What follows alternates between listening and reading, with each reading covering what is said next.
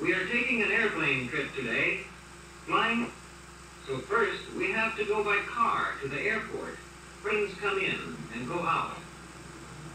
Next, we must buy our tickets. One ticket for Dorothy, one for Mother. Trip 12, San Diego, now ready at gate 9. All aboard. Now we go through to the landing field. It would be dangerous to walk out on the busy field with airplanes darting about, so we go only as 2 motors and 2 propellers. This kind of ship with one set of wings is called a monoplane. The windows in front are for the pilot. Our windows are those farther back. At each landing field, men called mechanics come in with their tools and oil and grease to put the plane in safe condition for flying. This man is greasing one of the 2 propellers, which will help pull us through the air when the motors make them spin.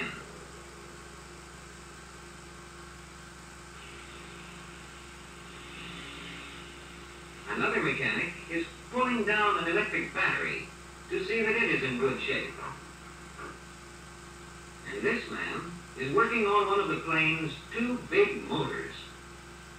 The windows of the plane are all being washed. What an odd place to put gasoline for the motors. In tanks built inside the huge hollow wings. Our ship is almost ready. They're beginning to warm up its motors. Now they are bringing it up so that we can climb aboard.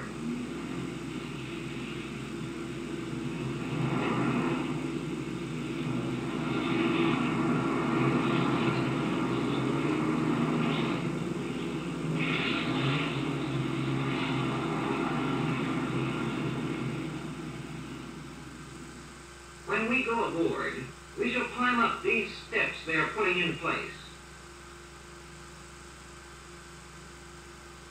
They stow our baggage and other packages in this part of the plane, underneath the pilot's seat in the front of the ship. Pilot and stewardess go aboard first.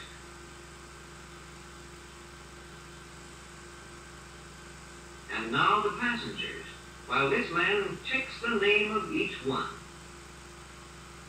In we go. It is almost time to start. How roomy it is inside the big plane. Our seats look quite comfortable, too. Away go our stairs. The stewardess takes care of our coats and makes us feel at home.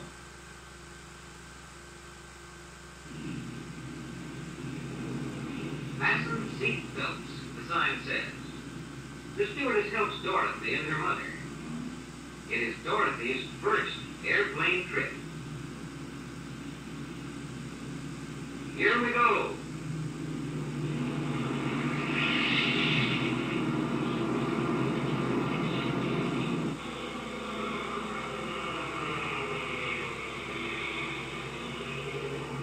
We have left the ground. We are flying.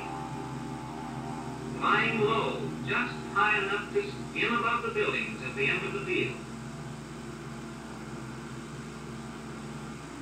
One last view of the airport which we just left. We rise quickly above a tangle of railroads, 3 bridges over a river, square blocks of houses and city streets, and the large buildings of the business part of Los Angeles. Faster and higher we are away, and soaring over fields and mountains. Those little white lines are highways. We are far up in the air, and now up among the clouds.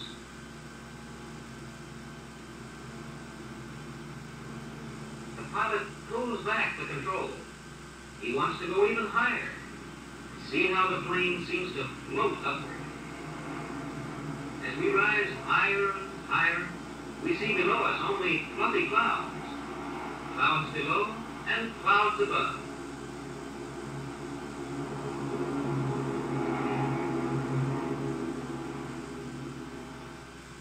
We are flying over the Sierra Nevada mountains.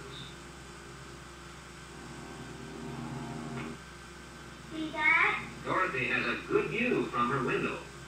The mountains below hardly look real. We're so high above them. I thought the steward is doing something back there. This is what Dorothy's interested in. What a cozy little kitchen, and how carefully the dishes are placed. The stewardess is preparing food for all the passengers.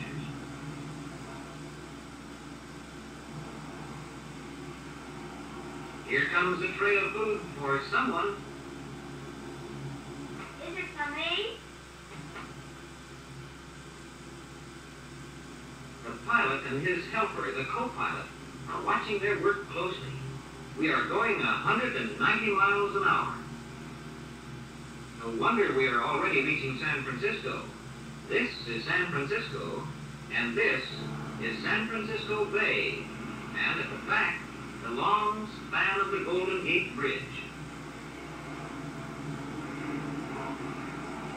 We are turning eastward, over the land again, above the roads and the hills.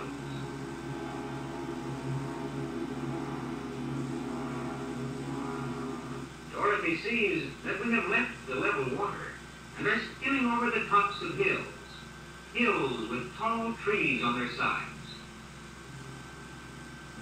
And now, after the hills, broad, level farmlands. Our pilot is taking us higher again, over the clouds again.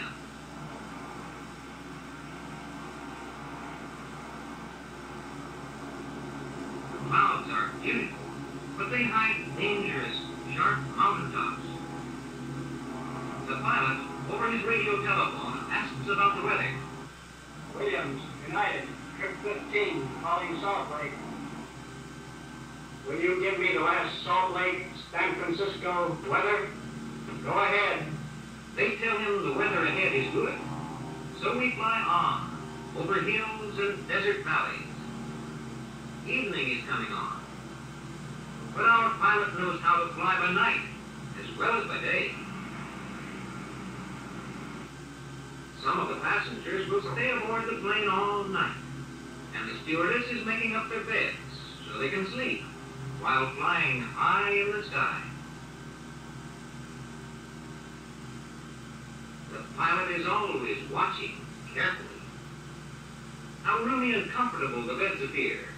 It would be fun to sleep in an airplane. But now we can just see the great Salt Lake below us. And now the lights of Salt Lake City, near which we will land. Can you see the runways for the planes at the airport below?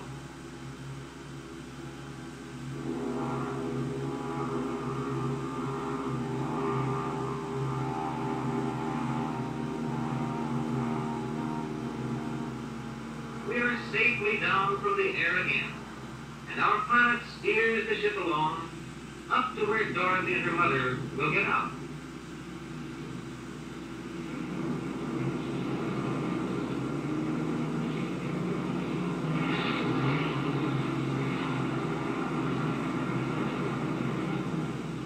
In the darkness of late evening, our long journey by air is over.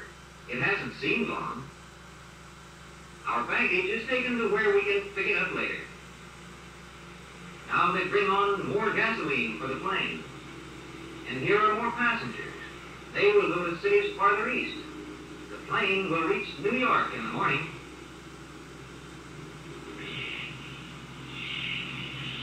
Our good ship starts across the level runway into the darkness. Gracefully it gathers speed. And now it hurls itself from the ground and roars on eastward into the night.